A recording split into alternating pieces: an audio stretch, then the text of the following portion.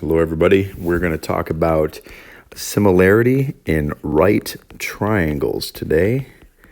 Okay, similarity in right triangles. And what this is, this starts off with a pretty wordy theorem that I'm going to try to help explain and understand. We got this right triangle similarity theorem, and it has got a ton of words. And it says that the altitude to the hypotenuse, the altitude to the hypotenuse of a right triangle, because only right triangles have hypotenuses, the altitude to the hypotenuse of a right triangle divides the triangle into two triangles. That's important. And then here's the last thing that's really special, that are similar to each other and to the original triangle. Okay, so the right triangle similarity theorem says the altitude to the hypotenuse of a right triangle divides that triangle into two triangles that are similar to each other and also similar to the original triangle. So let's take that one step at a time. First of all, let's talk about this part, the altitude to the hypotenuse of a right triangle. Okay, if I draw a right triangle, okay, so here's my bad drawing of a right triangle. I'll just do my quick one, nothing perfect here. All right. And we say that's a right triangle. How do I know it's a right triangle? Because it's got a right angle.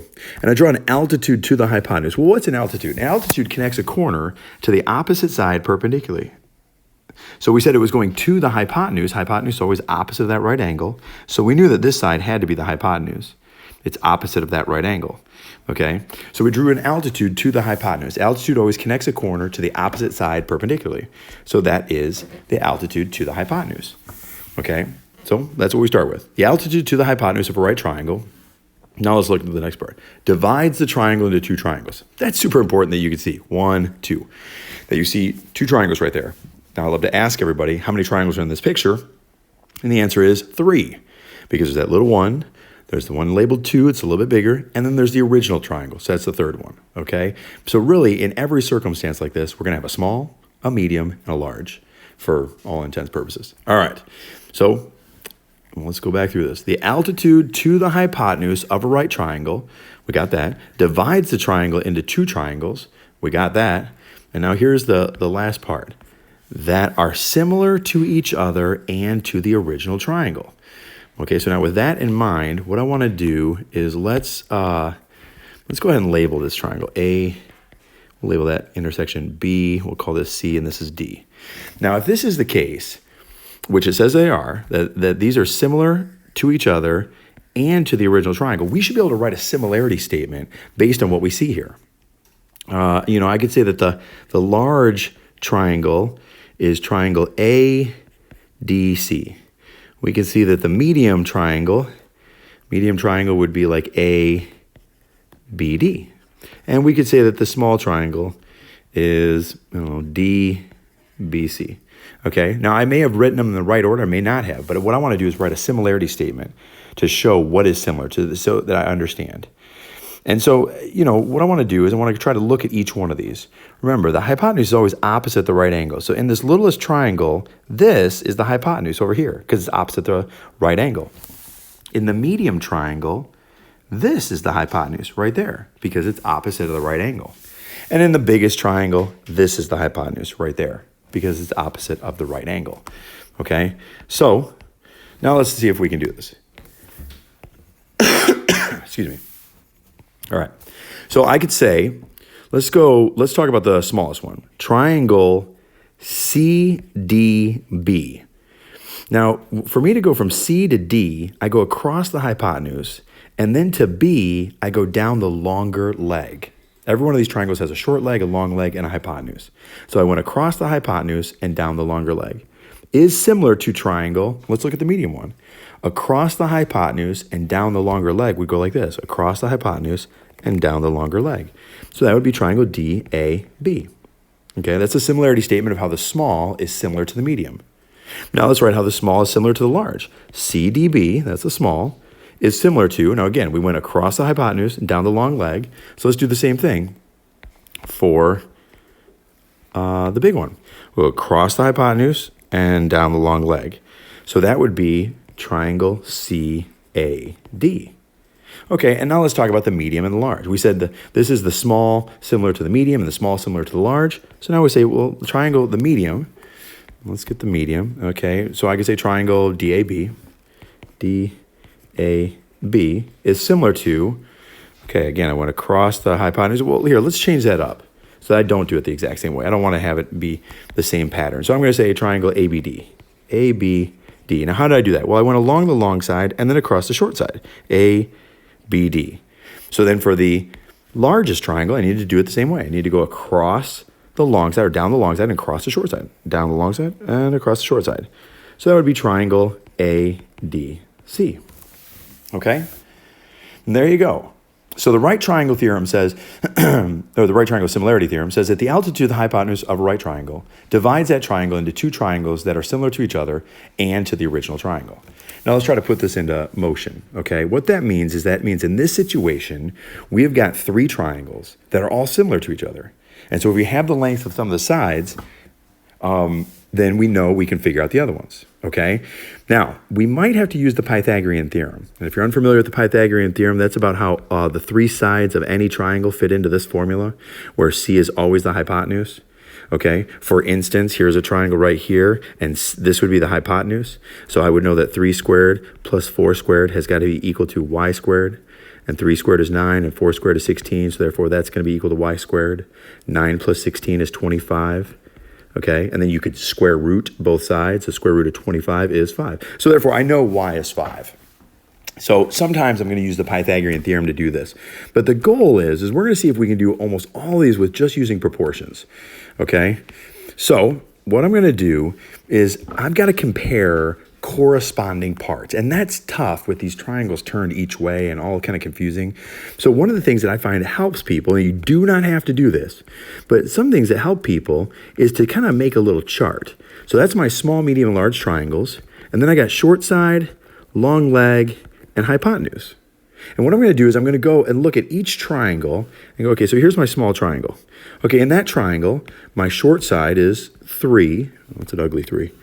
3, my long side is 4, and my hypotenuse is y. My medium triangle goes 4zx, and my largest triangle is yx z plus 3. All right. Now, what we're trying to do right now is we're trying to see, can we figure some things out without just using the Pythagorean theorem? And you might go, well, what was up with the chart? Well, the chart, what it does is we can, if things line up in the right rows and columns, we can create a proportion. We can say 3 is to 4 the same way 4 is to z. You know, so it's almost like we just kind of put a line here, and an equal sign. And that's a true statement. And it works even if they don't line up, even if they have gaps. You know, like I could say that 3 is to y the same way 4 is to x. Now that wouldn't work helping me solve this because it has two unknowns, but that's still true. Or I could say that 3 is to y the same way y is to z plus 3. Again, that's true. Now, that wouldn't help me because, again, it has two variables. But what I can't do is I can't say, well, 3 is to z the same way y is to x. That doesn't make sense. They didn't line up. They have to line up with each other in their rows and columns. Okay, and so the first one that I see that's really easy is 3 is to 4 the same way 4 is to z. And that's a proportion I can write. 3 is to 4 the same way 4 is to z. So I cross multiply and I get 3z is equal to 16 divided by 3, and therefore z is equal to 16 thirds. So that's what z is. Z is 16 thirds. Okay, and so I can put that in place of right here, and I can figure this one out. Okay, so this is 16 thirds, or you might say 5 1/3. And this other one, 16 thirds, and I want to add 3 thirds. Well, 9 is the same as 3 thirds, so that's going to become 25 thirds. All right, so now I was able to fill those in, and now I can try to do this again and figure out another variable. Okay, so I'm going to get rid of these highlighted marks and say, what if I said, how about we could do 3 is to y the same way y is to 25 thirds. Now, we have two a variable in two different spots, but it's the same variable. So I can say 3 is to y, the same way that y is to 25 thirds. Watch what happens when you cross multiply. Y times y is y squared. 3 times 25 thirds is just 25. Square root both sides, y is 5. Just like we saw that was going to be a minute ago. We already knew that that was going to be the case, but we went ahead and solved it. Okay, so then I can put in a 5 right here and right here. And now let's finish this out. And I could say that 3 is to 5, the same way 4 is to x. There's another proportion. 3 is to 5, the same way that 4 is to x. Cross multiply, and you get that 3x is equal to 20. So therefore, x is equal to 20 thirds, which is the same as 6 2/3. But 20 thirds works just fine. Okay, so we figured out x, y, and z. Now, we had to have a little bit of order. We had to get one to figure out some others. But we did that all without even using the Pythagorean theorem. Okay, let's try this again. And again, I'm going to use the chart because sometimes it helps people. So I'm going to look at the small triangle, the medium triangle, and the large triangle. We're talking about the short side, the long leg, and the hypotenuse. So I'm going to start with the smallest triangle. That one goes 2, the long leg is x, hypotenuse is 4. Medium triangle, the short leg is x, the long leg is y, hypotenuse is z. And the largest triangle, the short leg is 4, the longer leg is z, and the hypotenuse is 2 plus y. Now this looks really similar to what we just had. Okay, well let's see if we can make this work. I can say 2 is to 4 the same way 4 is to 2 plus y. Okay, and that's a true statement. 2 is to 4 the same way that 4 is to 2 plus y, and we cross multiply. So I get 2 times 2 plus y. I'm going to have to distribute that in a second. 4 times 4 is 16. So distribute, 2 times 2 is 4, plus 2y is equal to 16. Subtract the 4, and you get 2y is equal to 12, so therefore y is equal to 6. Now, when I find that out, I go ahead and plug that in because that's helpful information. Okay, so I know that y is 6, so I'm going to go ahead and write it in different colors so I can show what I got. So this is 6, and then this one was 2 plus 6, so this one's going to be 8. Excuse me. So now I'm going to try, let's see. I'll try it again. I'm going to try another variable. Well, I could say that 2 is to x, same way x is to 6. All right. So we say 2 is to x, the same way that x is to 6. Cross multiply, and you get that x squared is equal to 12. So therefore, x is equal to square root of 12. Now, you might get mad that that didn't come out clean, but that doesn't make it not be a number. That is the answer. That is the value. And so I'm okay with that. All right. And let's finish this out. All right. So we know what x is. So now let's go to z. It looks like we might have to use x to figure out z. Oh, no, we can do it right here. We can say 6 is to z the same way z is to 8. Okay. 6 is to z the same way that z is to 8. Cross multiply, we get z squared is equal to 48. So therefore, z is equal to the square root of 48. And it's that simple. That's pretty easy. Okay. All right, let's try another. I'm just going to try a couple more, make sure we're kind of getting this. All right, let's try this one. Again, it helps a lot of people to chart it out. Now, there's this idea, though, that comes with the similarity in right triangles, and that is there's a relationship between these three sides. Okay, always there's a relationship. The hypotenuse always gets cut into two pieces by the altitude. Okay, so here's, let's see, here's the hypotenuse right here. Okay, and it got cut into two pieces, 1, 2, by the altitude. Whoops, by the altitude, okay?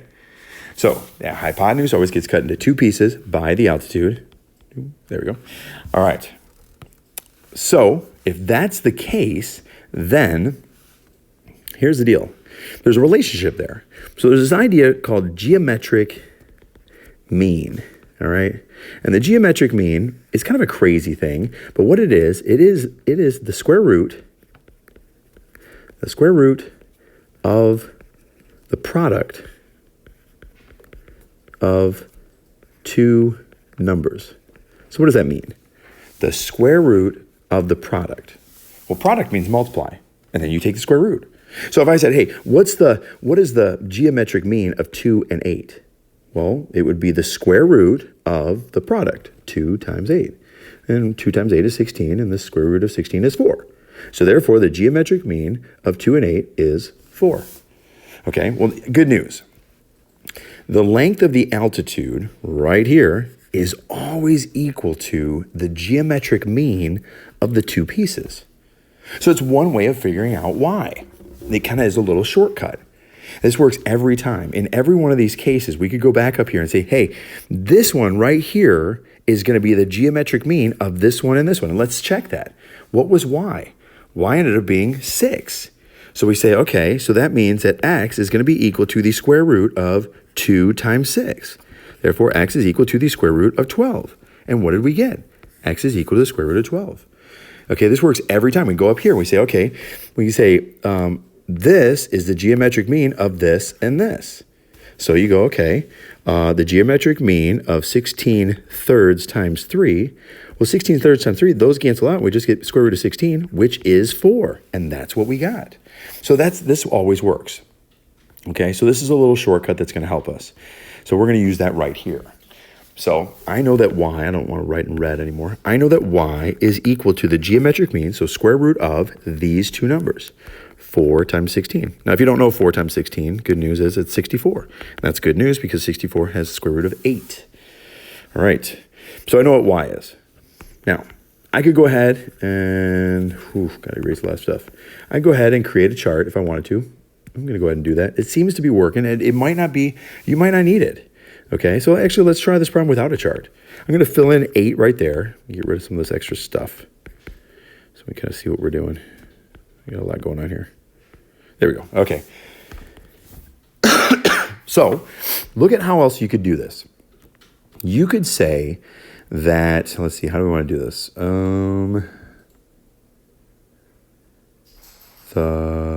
How we could do, oh, here we go. We could say the short leg of the biggest triangle, x, is just like the short leg of the smallest triangle, 4, in the same way that the hypotenuse of the largest triangle, 4 plus 16, 20, is to the hypotenuse of the smallest triangle. Right here, x. I need to change the color. And so then we cross multiply, and you get x times x is x squared. 4 times 20 is 80. So therefore, x is equal to the square root of 80. Again, it doesn't come out wonderfully clean, but it's still the actual value. This is equal to the square root of 80. And I didn't set up a chart. I just paid attention to what sides were corresponding to what sides. And if I, still didn't want to set up a chart, I could say, well, I'm going to use the Pythagorean theorem at this point and say, 8 squared plus 16 squared is going to give me z squared. And that's true. I could say 8 squared plus 16 squared is going to give me z squared. 8 squared is 64. 16 squared is what? 256 is equal to z squared. So therefore, z squared is equal to 320, square root both sides, and z is equal to the square root of 320. So I got x, y, and z, and that time I didn't set up a chart at all. I want you to do what works best for you. Okay, so we're going to try one last problem. What I'd like you to do is I want you to pause the video right before you have me do this problem, and then you give it a try, and then see if you get it right. So pause the video right here, and then I'll work out the problem in just a second.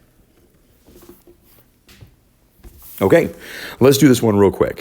Okay, first of all, we know that this is the geometric mean of these two, but that's not helpful yet because we have two variables in that situation, so that won't work. Okay, so I'm going to go towards a chart, and let's see if that works. So in my chart, my small triangle is 1, x, and 3.